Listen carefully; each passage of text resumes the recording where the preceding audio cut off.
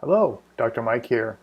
This is for my cybersecurity version 2, and this is topic number 7, and this is on email, IAM, and web components. And it's with a new chapter in our new textbook, chapter 12, with the same name. And I will link to a previous video on topic 7 from the previous chapter, and it sort of matches. It's managing a network, a secure network. There's some components in there that might apply to this. However, I'm not going to bring them up here. However, I will bring in some other stuff that's not in the chapter. I think it's important to look at. So, first off, let's look at the chapter contents. Of course, this is probably one of the biggest things. This is what we see as one of the biggest threat vectors, right? Is things coming involved over email, messaging, web components, insecure, dated browsers. Everything, even dangerous add-ons sometimes. So the browser itself really is one of the biggest interfaces and attack vectors, along with email. Because we do what? We attack the social engineering component. You go after the person behind the browser, behind the email. So you can see here hoax emails, definitely, it sounds like it's going to be not a big deal. Hoax emails and spam. Spam is not too much of an issue unless someone really clicks on the links that are given. Most of the time it's junk mail, but it's the hoax emails that definitely can be an issue. Even if you have the most secure email, using the proper protocols for that. So, and just note that, and it talks about the protocols here: SMTP, POP3, IMAP, HTTP, and so on. With these accessing for emails. Now, so example, a lot of times people access their email, like I do most of the time, is through the web portal, Gmail, for example. So if you set up your own sort of email portal, if your company has that, and they're using HTTP and not HTTPS, that definitely should be a red flag. So applying secure protocols is going to be very important here. So secure protocols, secure configuration of the email system, and then of course a good spam filter, and training along with social engineering attacks. Very important. So that is one of the best things, educating employees on best practices. Don't open links. This can be done via short training videos. Some of the best I've seen, and working in regular industry, has been watch this 5-minute video, answer 3 questions. So why is that effective? Well, you don't want everyone. We're going to get together. We're going to have a 1-hour meeting on security. Everyone's going to be like, oh. Even myself, working cybersecurity, was like, oh, no, an hour meeting.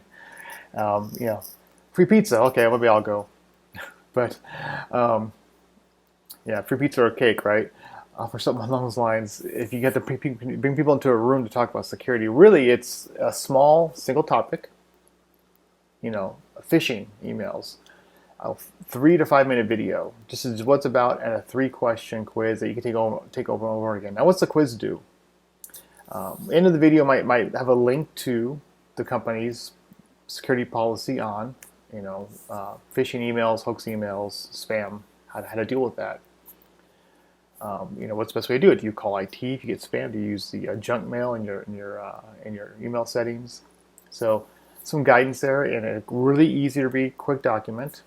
At the end of the video, link to that. Now again, 3 questions.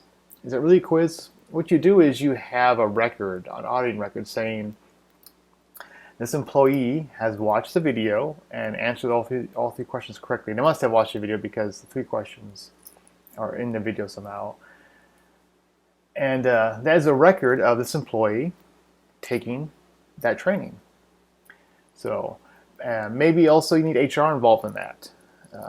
Sort of leaning and saying, hey, make sure that the department, make sure all your employees have completed the necessary quarterly training, and it could, based on this list, there could be a web page in the company showing the current training that's needed, and you can audit that and say, well, this department is lacking. No one's, only have 50% completion in your department. Heads can be informed. They can come back saying, everyone do your stuff. If you don't, it's going to show up on your review. Need that sort of enforcement of training, and of course enforcement of security. So you don't want to make it negative. You want to make it positive in some way, but the best we can do is make it really short and quick. So that's really important, is educating employees. This really is a critical part of this.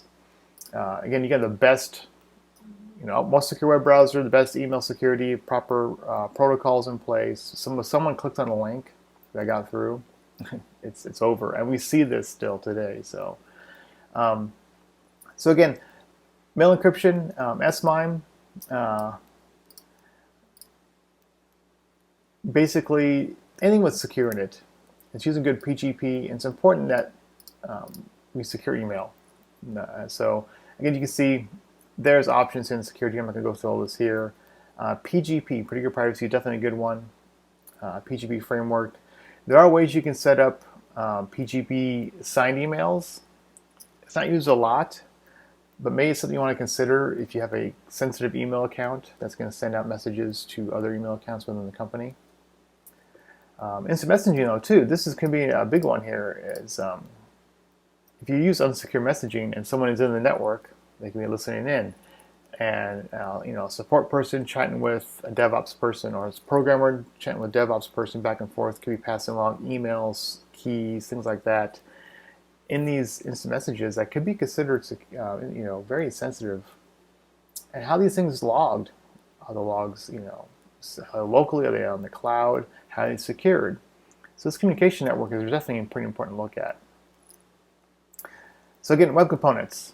Probably the biggest ones is web components. Again, this goes along the lines of using TLS, HTTPS, LDAP, Secure File Transfer Protocol, FTP. So again, all our web components, make sure they're using proper security.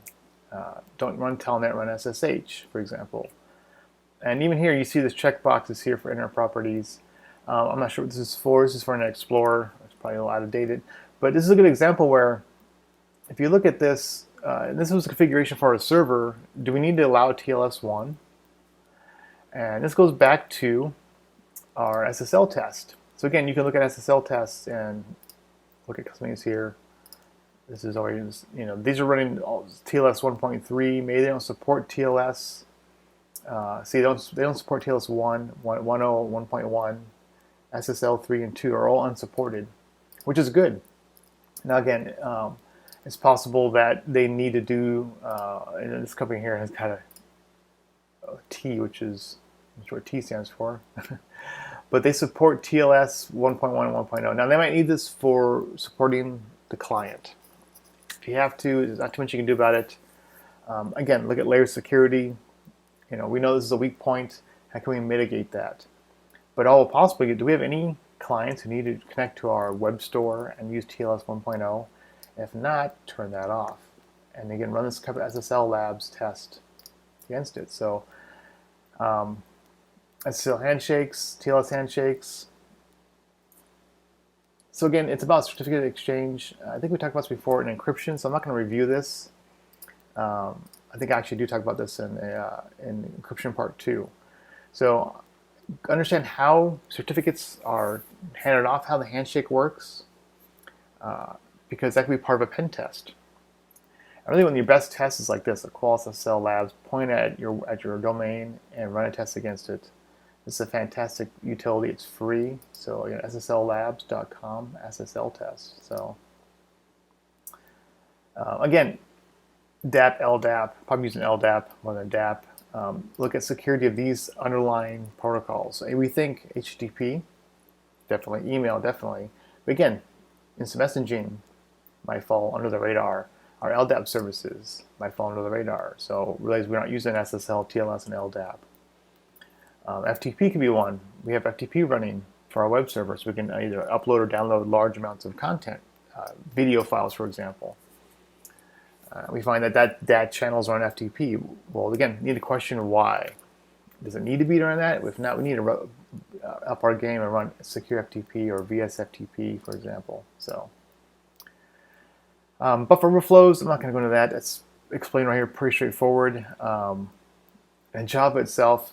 So I'll mention this. Java is a huge language, definitely used in a lot of places. There are built-in security structures that can be brought in to help secure Java. So you don't have to, in other words, we don't have to write a Java encryption. I hope not. We use the NIST-approved Java encryption library. So Again, even just the apps themselves, what do we learn on the app level? So you can almost look at this as looking at your OSI 7-layer model, right? Starting out on the physical, we have the physical. We have any physical connections we can secure. Is there a guest, a visitor waiting room that's got open plugs that when they plug into it, will get them onto the network? If so, what network will it get them onto? Of course, transport layer, TLS is very important. As we move up down, to the application layer itself, application and data, right? Is the application running proper?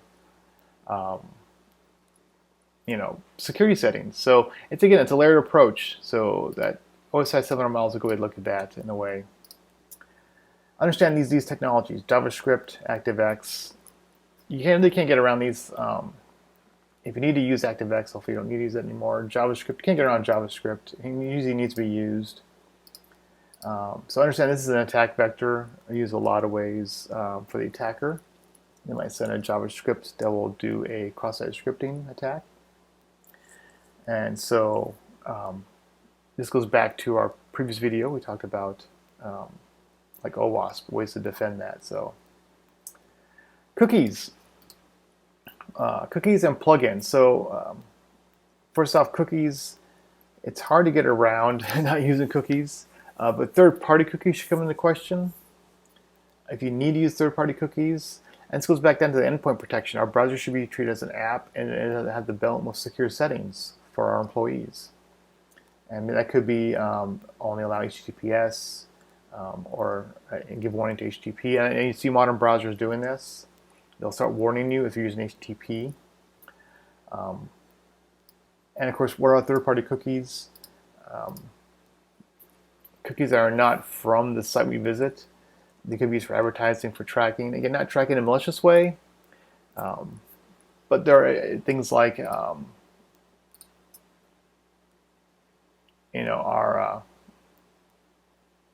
uBlock origins, for example, or ghostery. We can see what's being tracked and what can we block. Do we want to trust the site? So there are plugins you could probably use, even as a personal use, to help you protect against possibly malicious cookies, malicious tracking. Maybe if advertising a site was hacked and those cookies somehow can help the attacker in some way. So let's talk about Web 2.0 and security. So I'm going to go off the topic here a little bit. We talked about SSL, fantastic. Some things you need to understand are how we look at vulnerabilities, and the OVAL language, or the OVAL sort of benefits for OVAL. And I'm not going to go into all of it here, but there's a OVAL analysis, and in case you're curious, it's oval.miter. MITRE is basically what I'm bringing now. This is one of the ones talked about. We talked about NIST, talked about OWASP, and if I haven't done it before, MITRE is a great mitre.org. They host the OVAL language. It's basically a approach to of software vulnerability configuration issues on a given system. So again, there's ways you can use this for both server security and endpoint security, and of course web security, which goes with endpoint. But there's OVAL there. I'm not going to go into all of it here. Again, it is a process and language with these definitions to help you look at results and determine if there's vulnerabilities or not. So you might see that used. Probably the bigger one though is the CVE. I know we've already done this before. Let's look at VSFTP, for example. CVEs are a great way to see if any current issues. This is probably more applicable. I use this a lot. So let's go back and talk about FTP. So we're running SFTP or VSFTP. We scan it. It's an Nmap scan. It shows up it's running a certain version, VSFTP 3.02. So this shows up in an Nmap scan. This is great for the attacker. They go, okay, well there's a CVE against that one. You haven't patched it yet. It allows for remote attackers to bypass access restrictions and so on. So I'm not going to get into the details of the CVE itself, but you can look at it here. and there's a record for that. So the CVE lookup is fantastic. You can look for your current web technologies, FTP for example, and see what current issues are out there. So another thing too we will look at, I'm going to sort of bring up here, is it's about trust. So what I say mean by trust. So I am here on my web browser inside the company. I have a subnet I'm on. It's controlled from a network switch here. Maybe a firewall on there too. I have endpoint protection on. Maybe I use the Microsoft Defender.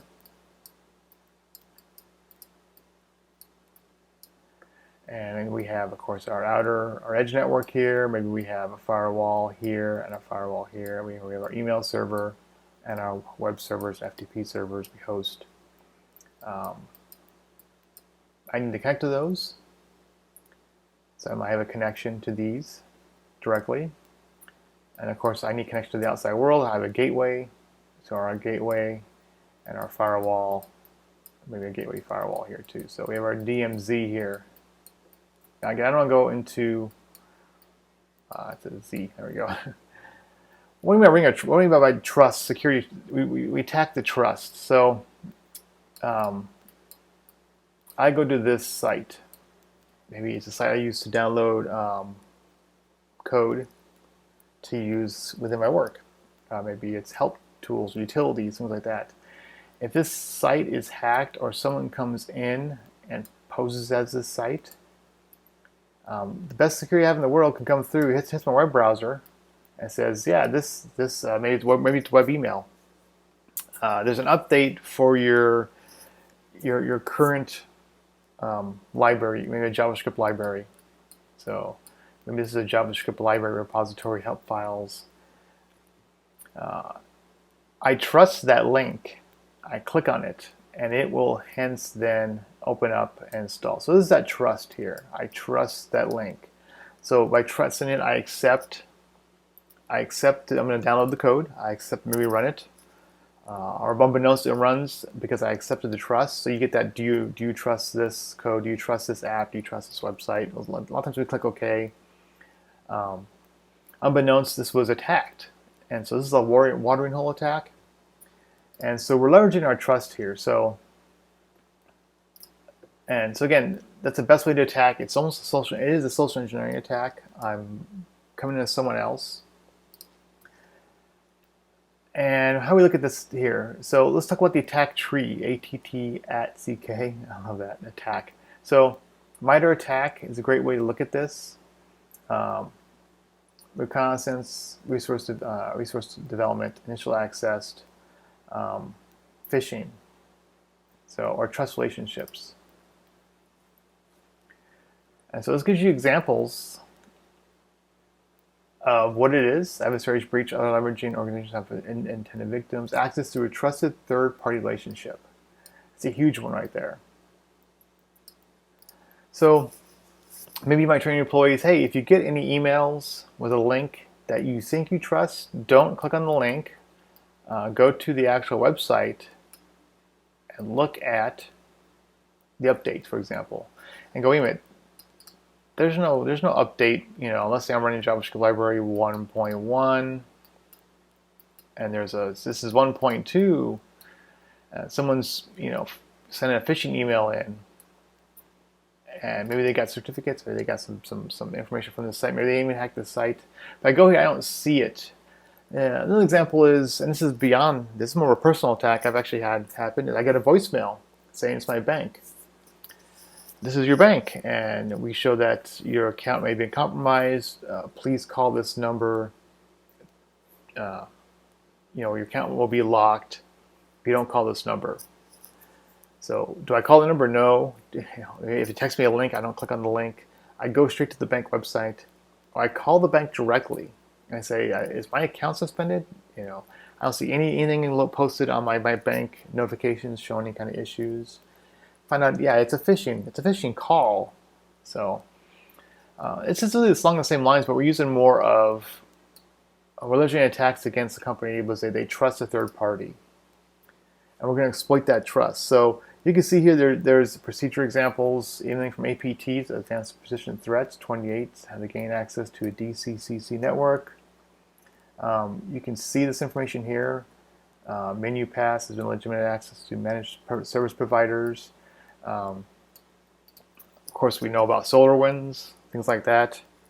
So trust relationships are huge, and you can use this as a way to sort of look for this attack tree and look at trust relationships and how they be leveraged. So, mitigation, network segmentation, user account controls. So these are great right here. Nice thing about the MITRE is you get these sort of mitigation strategies. So you don't have to come in new and think, well, what do we do? How do we sort of leverage a no trust network, zero trust architecture per se? Use a DMZ, use VPCs, for example, for cloud connections, very important. And there's a whole list. I'm not going to go through the whole list here, but MITRE is fantastic. It's a great way to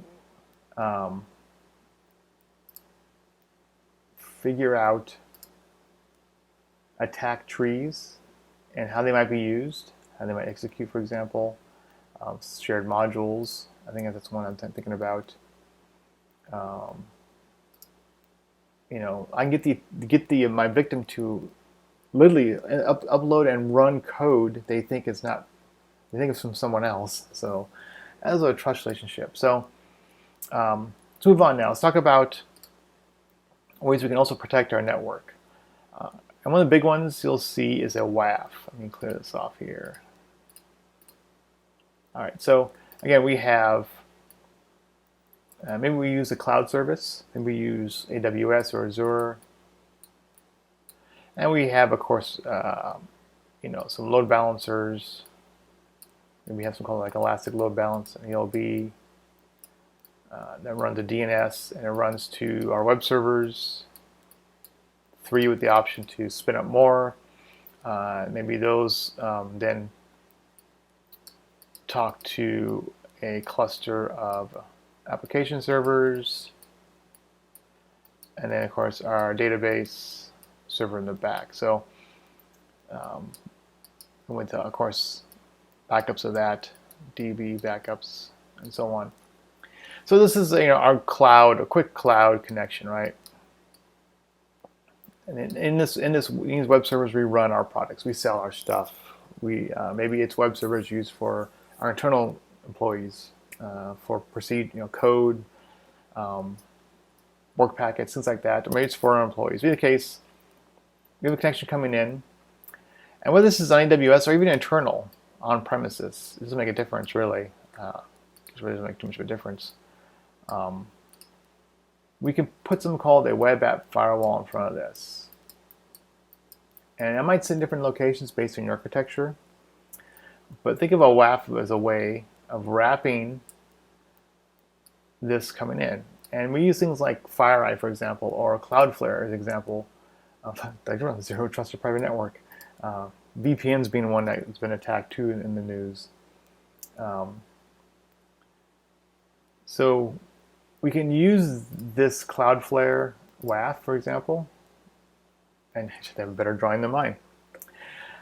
It's more, think of it as a beefed up firewall, traffic monitoring, and as well as add things like, for example, if I do an Nmap scan, I may have mentioned this before, if someone detects an Nmap scan, I'm going through a WAF, I might get 0 results back, showing 0 ports open, because the WAF knows it's a scan and will send back pre-made packets or results showing that. Or I might show, yeah, all 65 K are open, 64, whatever before, 65,000 ports are open, but they all say open, and then that's it. There's no service IDs. In other words, no VSFTP version 3.01, for example. It just all says all open. It makes the Nmap scan invalid, which makes reconnaissance hard on your attacker, and that's what you want. You want to make it hard. It also helps with DDoS attacks because it monitors incoming and outgoing traffic, It knows if the DDoS is going on. It could kill that IP address or IPs. So FireEye is a big one too, used for monitoring your cloud, for example, security platforms, endpoint security, email, cloud visory. I'm not going to go through all the products for all these, but you can see these are two big ones. You can also have your own homegrown ones, and even things like Azure and AWS might offer this sort of WAF product. So this is a great way to supplement your security. You don't want to just drop security here and here. So we have a WAF in place. You want to keep tight security controls. Subnetting definitely is one of them. Proper subnetting, firewalls, and monitoring. I may have mentioned this before. I think I mentioned it in the next video series actually with IDS and IPS, intrusion detection systems, and intrusion prevention systems. This is a separate video, I think, for the next topic actual. But this goes into the realm of IDS and IPS. Monitoring is going to be one of the key stones here. A FireEye, WAF, Cloudflare, and so on will give you some sort of monitoring tools. And this is a huge deal because you need to figure out what's an issue and what's not. And that's a problem with cybersecurity right now, is there's too many false positives. There's too much stuff to parse. There's so much log data. Where do you start? And NIST stuff there's NIST, there's OWASP, there's ways you can look for best practices. And this does cost money. So if I go out and get Cloudflare, it is a cost, but it's going to be cost versus benefits. If I'm running a huge enterprise and this key right here is how I make my money. My money makers are here. I sell products out.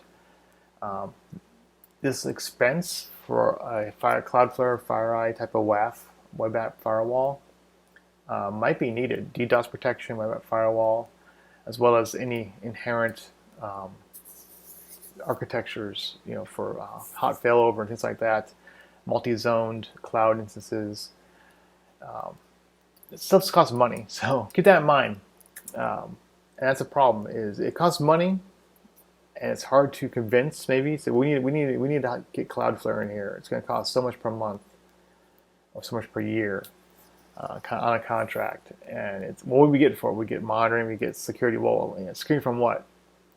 Once we don't have it, what's the cost? Because you don't know when you're going to be attacked, the impact of the attack.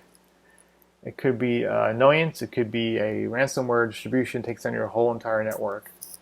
Because you don't know, it's hard to put a justification on that cost. But one of the biggest things, of course, is uptime, our CIA, confidentiality, integrity, and availability.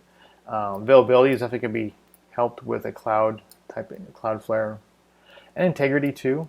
You might be able to stop malicious traffic coming in, but really it's availability. So that is a huge factor. That is a cybersecurity topic, and also one that's used in networking in general, and just in service level agreements. We promise to be up X amount of time.